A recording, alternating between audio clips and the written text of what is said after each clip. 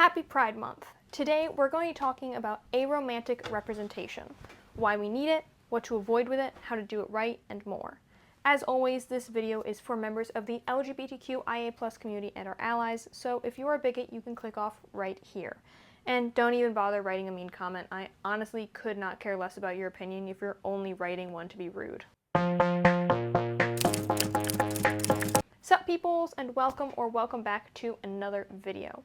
Last year I did a Pride themed video, so of course this year I decided to do 4 of them. And we're almost done. I kind of can't believe June is already almost over. I already have some about trans, non-binary, and asexual representation up on my channel, so feel free to check those out after this. Now, if you don't know what aromantic means, let me explain. According to the LGBTQIA+ wiki, aromantic, often shortened to aro, describes people who do not experience romantic attraction or experience little to no romantic attraction. There is no singular experience of aromanticism.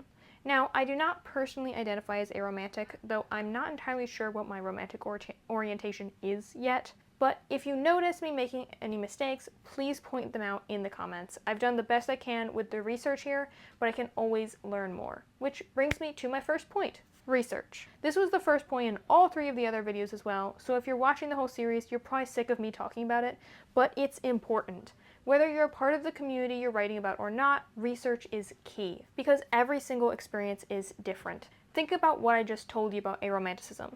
There is no singular experience of aromanticism.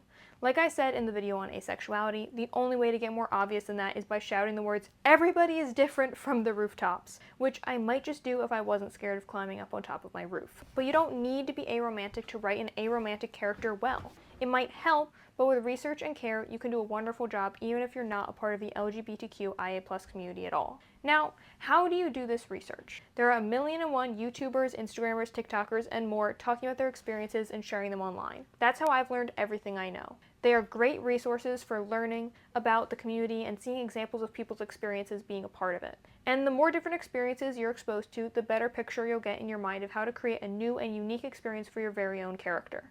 Because that's just it. Everyone's experience is unique. Yes, we can probably all relate to other people's experiences in one way or another, but we're not all living the same life, and so our experiences will all be different in some way. There is no template for the aromantic experience. Though there is a template for the script of this video, if you've watched the others and can tell, I'm very sorry. So, following said template, why is aromantic representation important? Honestly, it's similar to the story I told in my last video, which was about asexual representation, so I'll kind of paraphrase the point I made in that one. Growing up, we're shown one way to experience love.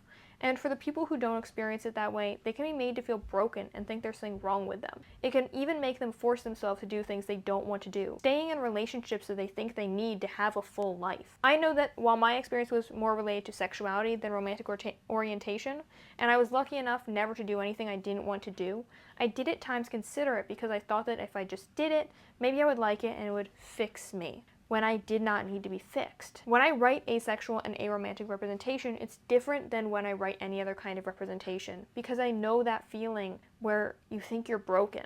It is horrible, and I want to do everything in my power to make sure that no one else ever feels that way. I want to live in a world where you turn on the TV and we're shown more than one way to experience love, where we're shown that platonic feelings can be just as important as romantic ones, where we're shown that sexual feelings can exist without romantic ones, where we're shown the myriad different ways to feel love, where we're shown that love isn't even a necessary part of life. So that is why aromantic representation is important. It's why representation in general is important, because everyone should know that they are not broken, that they are not alone, that there are other people out there like them, and that not only do they deserve a happy ending, they will get one. Now that we understand the importance of aromantic representation, let's talk about how to write it. If you're watching this video, then I really doubt you would intentionally write a harmful stereotype into your story, but you might do it accidentally just because they've been in the media you've absorbed over the years. Like I said in the last video, and the one before that, and the one before that, if you always see gay guys being represented as flamboyant, then your brain will automatically go, "Oh, they're gay, so they must be flamboyant." This is an unintentional bias, but still one that we need to be careful of. So when writing an aromantic character, or any character from a marginalized community, be careful not to accidentally lean into any harmful tropes and stereotypes. Not that flamboyantly gay guy is a harmful trope or stereotype necessarily, but it is definitely the most represented one.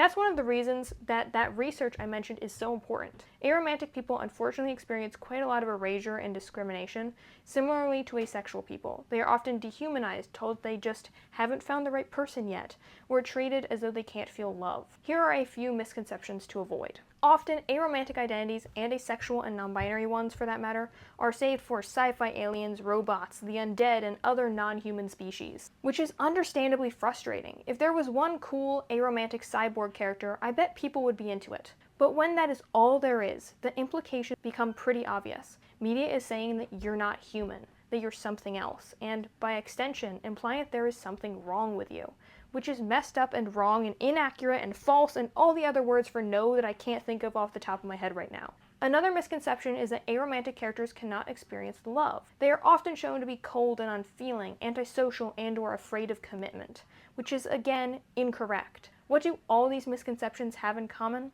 I'd say the erasure of platonic feelings. You care about your friends, right? Your family, whether they're found or biological. This is something I would just like to see more of in media in general, but how about some important platonic relationships? How about friendships gain the spotlight outside of just kids' media? Friendship is magic, everybody.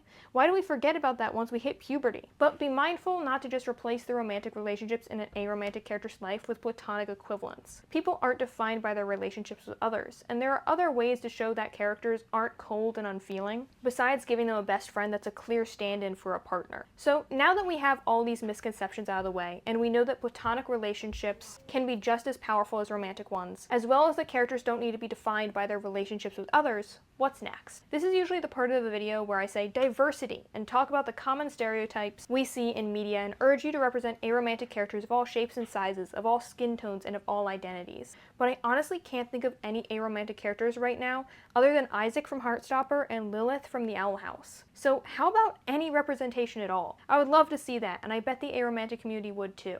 Also, representation that touches on all the different attitudes people have towards romantic relationships. Similarly to asexuality, aromanticism is an umbrella term that has a bunch of other labels gathered under it. It's well worth doing your research and looking into all of them, and all the different experiences people have, so that you can create a nuanced and unique experience for your character. Like I said in the beginning, there is no singular experience of aromanticism. So, as always, what does it all come down to? Write them like any other character. It's that simple. It always is that simple.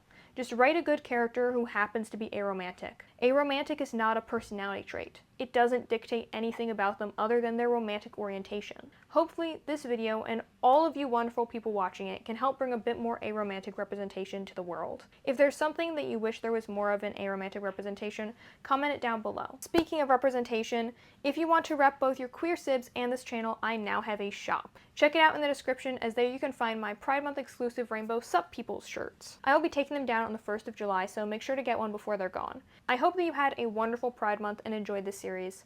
I'll see you on the next page. Till then.